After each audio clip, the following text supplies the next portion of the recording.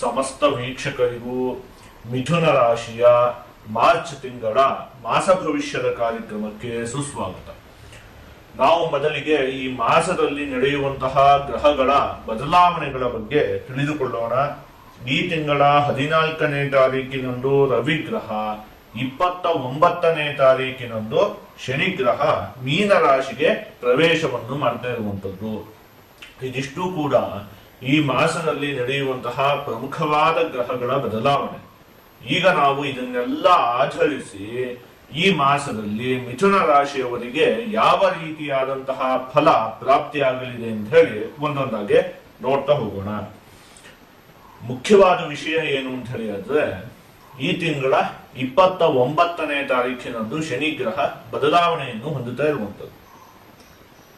ಅಂದ್ರೆ ಇಲ್ಲಿವರೆಗೂ ಕೂಡ ಈ ಶನಿ ಗ್ರಹ ನಿಮಗೆ ನವಮ ಭಾವದಲ್ಲಿತ್ತು. 29ನೇ ತಾರೀಕು ಆದ್ಮೇಲೆ ಅದು ದಶಮ ಭಾವದಲ್ಲಿ ಇರುತ್ತೆ. ಇವೆರಡರಲ್ಲೂ ಕೂಡ ಏನು ಹೇಳುವಂತಹ ದೊಡ್ಡ ಮಟ್ಟದ ವ್ಯತ್ಯಾಸ ಅಂತ ಹೇಳುವಂಥದ್ದು ಇಲ್ಲ. ನವಮ ಭಾವದಲ್ಲೂ ಕೂಡ ಶನಿ ಗ್ರಹ ಅಷ್ಟೊಂದೇನು ಒಳ್ಳೆಯದಲ್ಲ, ಅದೇ ರೀತಿಯಾಗಿ ದಶಮ ಭಾವದಲ್ಲಿಯೂ ಕೂಡ. ಹಾಗಾಗಿ ಈ ಶನಿ ಗ್ರಹದ ಬದಲಾವಣೆಯಿಂದ ನಿಮ್ಗೇನು ಸಿಕ್ಕಾಪಟ್ಟೆ ಗುರುತಿಸುವಷ್ಟು ಮಟ್ಟಿಗೆ ವ್ಯತ್ಯಾಸ ಏನು ಕೂಡ ಗೊತ್ತಾಗುವುದಿಲ್ಲ. ಹಾಗಾಗಿ ಈ ವಿಚಾರದಲ್ಲಿ ನೀವು ಅತಿ ಹೆಚ್ಚೇನು ಕೂಡ ಯೋಚನೆ ಮಾಡುವಂತಹ ಅವಶ್ಯಕತೆ ಇಲ್ಲ. ಇನ್ನೂ ಕೂಡ ಅದು ಬದಲಾವಣೆಯನ್ನು ಹೊಂದ್ತಾ ಇರುವಂತದ್ದು ಯಾವಾಗ ಹೇಳಿ, 29ನೇ ತಾರೀಕು ಆದ್ಮೇಲೆ. ಹಾಗಾಗಿ ಮಾರ್ಚ್ ತಿಂಗಳಲ್ಲೇನೋ ಅದು ನಿಮಗೆ ನವಮ ಭಾವದಲ್ಲೇ ಸ್ಥಿತವಾಗಿರುತ್ತೆ, ಅಂತಹ ವ್ಯತ್ಯಾಸ ಏನು ಕೂಡ ಗೊತ್ತಾಗೋದಿಲ್ಲ. ಹಾಗಾಗಿ ನಾವು ಏಪ್ರಿಲ್ ತಿಂಗಳ ಭವಿಷ್ಯವನ್ನು ಯೋಚನೆ ಮಾಡುವಂತಹ ಸಂದರ್ಭದಲ್ಲಿ ಆ ಶನಿ ಗ್ರಹ ದಶಮ ಭಾವಕ್ಕೆ ಹೋಗುತ್ತಲ್ಲ, ಏನೇನು ಫಲ ಪ್ರಾಪ್ತಿ ಆಗುತ್ತೆ ಅಂತ ಹೇಳಿ ನೋಡೋಣ. ಈ ತಿಂಗಳಲ್ಲ, ಅದು ಹೇಗೂ ನವಮ ಭಾವದಲ್ಲಿ ಇರುವುದರಿಂದಾಗಿ ಈಗ ಅದ್ರ ಬಗ್ಗೆ ಯೋಚನೆ ಮಾಡುವಂಥದ್ದು ಬೇಡ. ಇನ್ನು ಈ ತಿಂಗಳಲ್ಲಿ ಗತ ಮಾಸದಲ್ಲಿ ಪ್ರಾಪ್ತಿಯಾದಂತಹ ಅನೇಕ ಫಲಗಳು ಈ ಮಾಸದಲ್ಲಿಯೂ ಕೂಡ ನಿಮಗೆ ಪ್ರಾಪ್ತಿಯಾಗುತ್ತೆ.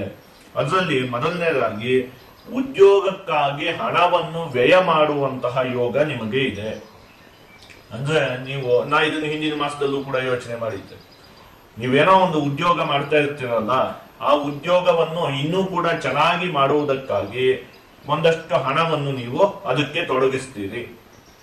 ನಾನು ಹೇಳಿದ್ನಲ್ಲ ಹೋದ ತಿಂಗಳಲ್ಲೇ, ಉದಾಹರಣೆಗೆ ಹೇಳಬೇಕು ಅಂತ ಹೇಳಿದ್ರೆ, ನೀವು ಯಾವುದೋ ಒಂದು ಸಣ್ಣ ಆಹಾರದ ಉದ್ಯಮವನ್ನು ಮಾಡ್ತಾ ಇದ್ದೀನಿ ಅಂತ ಹೇಳಿದ್ರೆ ಅದನ್ನು ಇನ್ನೂ ದೊಡ್ಡ ಮಾಡುವುದಕ್ಕಾಗಿ, ದೊಡ್ಡದಾಗಿ ಬಿಲ್ಡಿಂಗ್ ಎಲ್ಲ ಕಟ್ಟುವುದಕ್ಕಾಗಿ ಒಂದಷ್ಟು ಹಣವನ್ನು ಹಾಕ್ತೀರಿ. ಒಟ್ಟಲ್ಲಿ ನೀವು ಏನೋ ಒಂದು ಉದ್ಯೋಗ ಮಾಡ್ತಿರ್ತೀರಲ್ಲ, ಆ ಉದ್ಯೋಗನ ಇನ್ನೂ ಚೆನ್ನಾಗಿ ಮಾಡುವುದಕ್ಕಾಗಿ, ಹೊಸ ಹೊಸ ಮಿಷನ್ಗಳನ್ನು ತೆಗೆದುಕೊಳ್ಳುವುದಕ್ಕಾಗಿ ಆಗಿರಬಹುದು, ಈ ರೀತಿಯಾಗಿ ಒಂದಷ್ಟು ಹಣದ ವ್ಯಯವನ್ನು ಮಾಡ್ತೀವಿ ನಿಮ್ಮ ಉದ್ಯೋಗದ ವಿಚಾರದಲ್ಲಿ. ಇದು ತುಂಬಾ ಒಳ್ಳೆಯ ಫಲಗಳು. ಇದರಿಂದ ಮುಂದೆ ಅಭಿವೃದ್ಧಿ ಅನ್ನುವಂಥದ್ದು ಉಂಟಾಗುತ್ತೆ. ಇನ್ನು ಕೃಷಿಯ ಕೆಲಸವನ್ನು ಮಾಡುವಂತಹ ವ್ಯಕ್ತಿಗಳಿಗೆ, ಚಿನ್ನದ ಮಾರಾಟ ಮಾಡುವಂತಹ ವ್ಯಕ್ತಿಗಳಿಗೆ, ಔಷಧಿಯ ಮಾರಾಟ ಮಾಡುವಂತಹ ವ್ಯಕ್ತಿಗಳಿಗೆ, ವೈದ್ಯರಿಗೆ, ರಾಜಕಾರಣಿಗಳಿಗೆ ಮತ್ತೆ ಸರ್ಕಾರಿ ಉದ್ಯೋಗಿಗಳಿಗೆ ಈ ಮಾಸ ಅತ್ಯಂತ ಉತ್ತಮವಾಗಿದೆ. ಈ ರೀತಿಯಾದಂತಹ ವ್ಯಕ್ತಿಗಳ ಉದ್ಯೋಗದಲ್ಲಿ ಅಭಿವೃದ್ಧಿ ಅನ್ನುವಂಥದ್ದು ಉಂಟಾಗುತ್ತೆ. ಮುಖ್ಯವಾಗಿ ಈ ಮಾಸದಲ್ಲಿ ರವಿಗ್ರಹ ನಿಮಗೆ ದಶಮ ಭಾವದಲ್ಲಿ ಸ್ಥಿತವಾಗಿರುತ್ತೆ. ಆ ಸಂದರ್ಭದಲ್ಲಿ ಅರ್ಥಸಿದ್ಧಿ ಸದಾರೋಗ್ಯಂ ಬಂಧುಮಿತ್ರ ಸಮಾಗಮ ರಾಜದರ್ಶನ ಸಲ್ಲಾಪವು ಸುಸೂಖ್ಯಂ ದಶಗೇ ರವು ಅಂತ ಹೇಳಿರುವಂಥದ್ದು. ಅರ್ಥಸಿದ್ಧಿ, ಒಂದಷ್ಟು ಹಣಕಾಸಿನ ಆಗಮನ ಅಂತ ಹೇಳುವಂಥದ್ದು ಉಂಟಾಗುತ್ತೆ. ಬಂಧುಮಿತ್ರ ಸಮಾಗಮ, ಒಂದಷ್ಟು ಜನ ಬಂಧುಗಳನ್ನು, ಸ್ನೇಹಿತರನ್ನೆಲ್ಲ ಭೇಟಿ ಮಾಡುವಂತಹ ಯೋಗ ಇದೆ. ರಾಜದರ್ಶನ ಸಲ್ಲಾಪು, ಸಮಾಜದಲ್ಲಿ ಗಣ್ಯ ವ್ಯಕ್ತಿಗಳ ಭೇಟಿಯನ್ನು ಮಾಡ್ತೀರಿ. ಸಮಾಜದಲ್ಲಿ ಪ್ರಮುಖವಾದ ಒಂದಷ್ಟು ವ್ಯಕ್ತಿಗಳ ಪರಿಚಯ ನಿಮಗೆ ಉಂಟಾಗುತ್ತೆ. ಅವ್ರ ಜೊತೆ ಒಂದಷ್ಟು ಮಾತನಾಡುವಂತಹ ಯೋಗಗಳೆಲ್ಲ ನಿಮಗೆ ಇದೆ. ಇನ್ನು ಮುಖ್ಯವಾಗಿ ಹೇಳಬೇಕು ಅಂತ ಹೇಳಿದ್ರೆ, ಈ ಮಾಸದಲ್ಲಿ ನಿಮ್ಮ ಜೀವನದಲ್ಲಿ ಒಂದು ಹೊಸ ವ್ಯಕ್ತಿಯ ಆಗಮನ ಉಂಟಾಗುತ್ತೆ. ಯಾರೋ ಒಬ್ರು ಹೊಸ ವ್ಯಕ್ತಿ ನಿಮ್ಮ ಜೀವನಕ್ಕೆ ಪ್ರವೇಶವನ್ನು ಮಾಡ್ತಾರೆ. ಆ ವ್ಯಕ್ತಿಯಿಂದಾಗಿ ನಿಮಗೆ ಒಂದಷ್ಟು ಲಾಭ ಅಂತ ಹೇಳುವಂಥದ್ದು ಉಂಟಾಗುತ್ತೆ. ಆ ವ್ಯಕ್ತಿಯ ಪರಿಚಯ ಇಷ್ಟು ದಿವಸ ಇರುವುದಿಲ್ಲ, ಅಥವಾ ಇದು ಏನೋ ಒಂದು ಸ್ವಲ್ಪ ಪರಿಚಯ ಇರುತ್ತೆ, ತೀರಾ ಹತ್ತಿರದ ವ್ಯಕ್ತಿ ಅವರೇನು ಕೂಡ ಆಗಿರುವುದಿಲ್ಲ. ಅಂತಹ ವ್ಯಕ್ತಿಗಳು ನಿಮಗೆ ತುಂಬಾ ಸ್ನೇಹಿತರಾಗ್ತಾರೆ.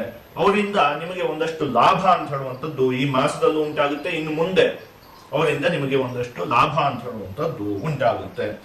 ಇನ್ನು ಇದಿಷ್ಟು ನಿಮಗೆ ಈ ಮಾಸದಲ್ಲಿ ಪ್ರಾಪ್ತಿಯಾಗುವಂತಹ ಉತ್ತಮವಾದ ಫಲಗಳು.